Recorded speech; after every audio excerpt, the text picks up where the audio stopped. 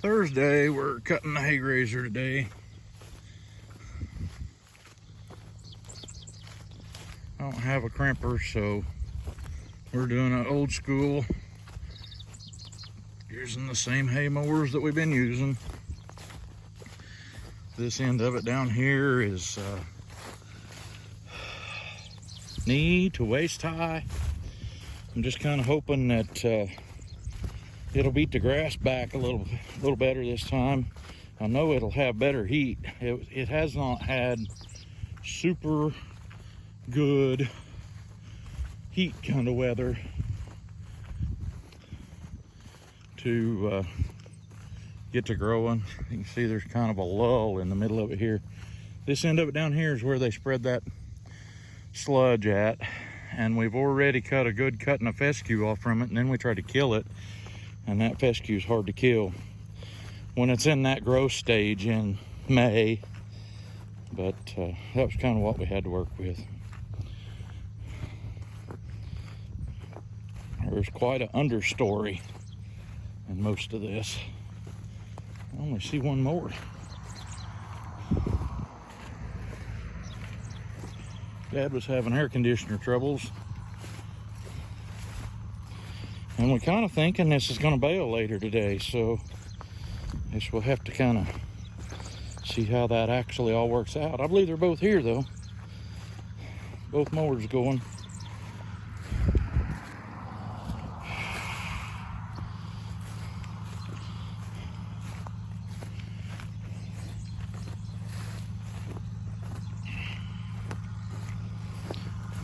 Kind of a little bit of a delicate process when you've got to hurry up and get it in the bale and get it wrapped inside pretty quick.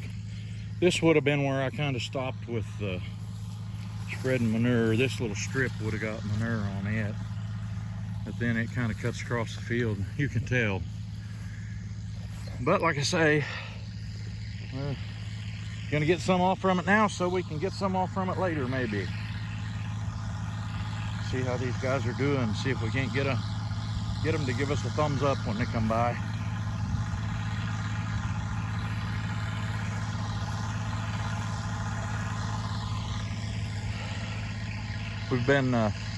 We come over here and bale a little triangle shaped piece in the back. You can see some bales over there, and then the neighbor's place. I kind of hope they get at this and get her done before noon, because it's been incredibly hot. Yesterday we got in the car once and it said 103 yesterday evening on our way to church.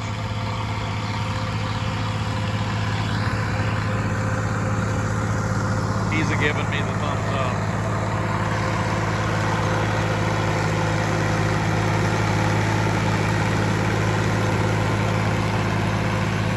Looking at the camera though,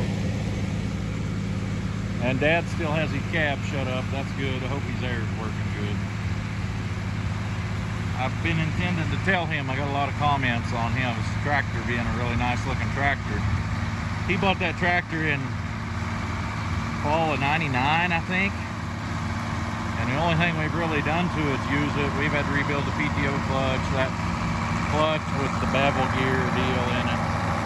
Went out once, we had to rebuild it. He bought a 10-foot disc mower the same year, and we quit baling custom hay. And so we've had better equipment to make hay with, even though it's old, than what we ever did whenever we was making a lot of hay. So, well, dew's still on it now, but I know how hot it's been being, and it's going to get hot, so hopefully we'll be able to get some of this in the bale and get it moved home today and wrapped. I know the stems on that stuff ain't gonna dry out very quick, but wouldn't hurt my feelings if we had to wait till 3 o'clock to start thinking about baling. And that might put things to getting kind of late in the day, but we got a full day of sawing in, would be handy, because we're not caught up on our orders that we need to deliver on Monday. So, well, we'll get some more footage later. started. This will be first pass around the field.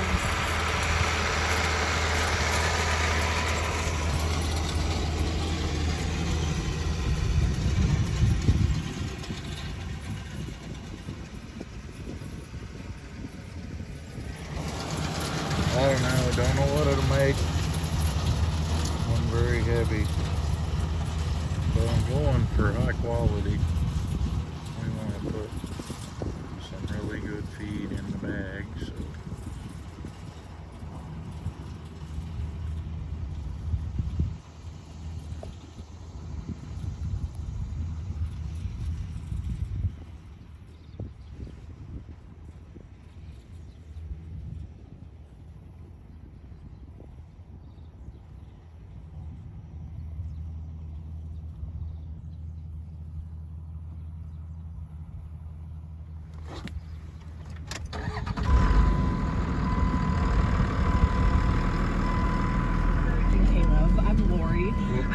I know that we don't.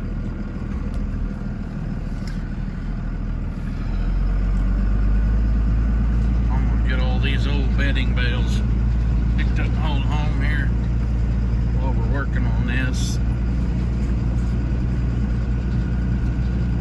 This old ground over here gets wet. Well, if it gets wet, then you can't get on it. You're just in a mess.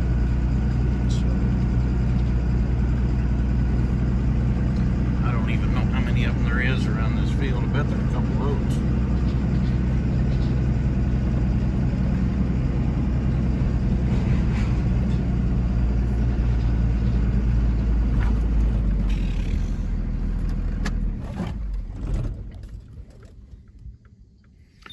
He's gonna think by the time he gets done baling today that all he was doing was driving around, because he'll have to drive.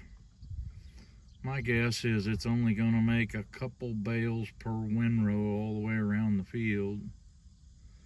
He's getting close to have drove a quarter of a mile picking up that little bitty windrow.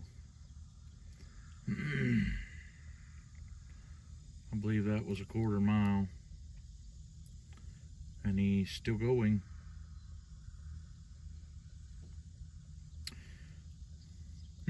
He stopped. It might make 3 bales around the outside rounds. I don't know. But I know the outside round's not going to be the heaviest either, because when you get over in there a little ways, that haygrazer was better. So we'll see how it looks in a little bit. Well, we got it all baled, and it made 32 bales. And they are heavy. The last one's up there on the truck. Ready to go to the house. I don't know, that's not a real good yield off 20 acres, but I was looking for that quality, and it's also given me a little time today to be on this field, figure out that if I get the opportunity, I'm gonna disc the whole thing up, smooth it down, because it's rougher than crap out here.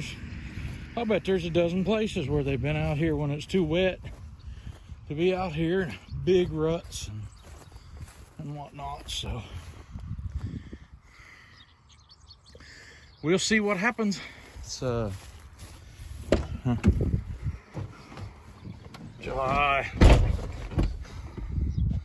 29, I believe. So I'm not gonna do an update on the haygrazer on Monday, because it's going to look just about like this, but maybe a week. Getting started doing a little wrapping here. Third bale.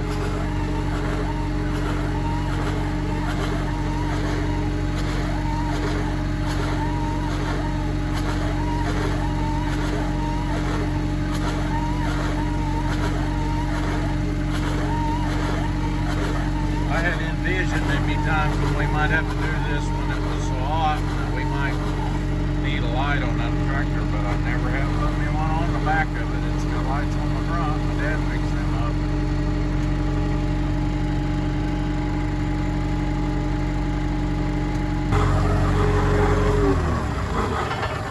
For anybody that don't know what we're doing here, We're actually making these bales ferment by locking or baling them up wet. They're pretty. These are really green. Had a lot of haygrazer has a stem on it. It is a sorghum and it's really full of moisture. And although that bale right there don't have very much of it in there, it was mowed this morning and baled early this afternoon. And it's hot, but it ain't hot enough to dry it out good enough to keep that quickly. What we're doing is we're making a fermented cow feed. They call it baleage. It's silage and bale, or baled silage. And this plastic film we put on it actually blocks all the air. It can't get no oxygen. So the stuff can't heat and it actually ferments. This is the process for us, rather than having somebody come and chop it for us. We really don't have all that much. A lot of people would want a 100-ton minimum or something like that to come and chop for you. I've never even talked to anybody else about that because we both work the RF. That bale wrapper right there is set up so that it puts 18 wraps of plastic on the bale. And here in just a second, I'm going to be behind, but we're going to watch him dump it off. Scott's being the walk-around guy. He bailed all of these. I think he only got out of the tractor twice. And I know I've made quite a little bit of video about these us wrapping bales before, but here's another one. This is the haygrazer I've been checking on every week for the last 6 weeks or 7, 6 I believe. And it has a possibility, it's potential that it will grow enough that we'll cut it again.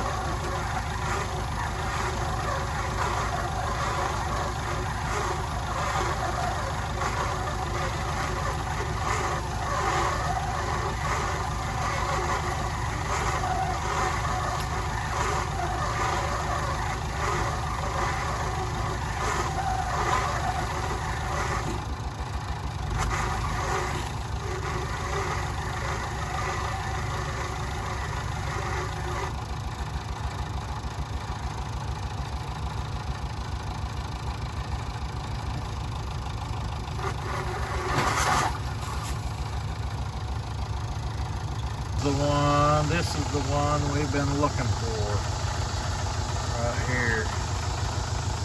Hopefully it'll work to where we can actually wrap it. I don't know. Yeah, it's gonna do it. It's just gonna look like it's weird. We don't care how it looks.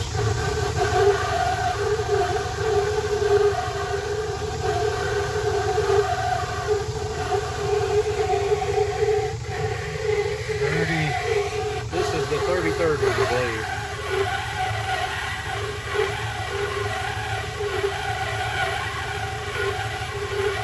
And that's what I did with my haygrazer in July.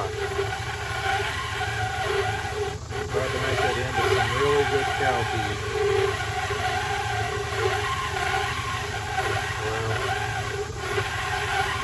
Well, there you have it. Thanks for watching. It's Paul Case coming to you from Quapaw, Oklahoma. Wrapping bales today. And baling them. And hauling them. I have one more round anyway. And anyway.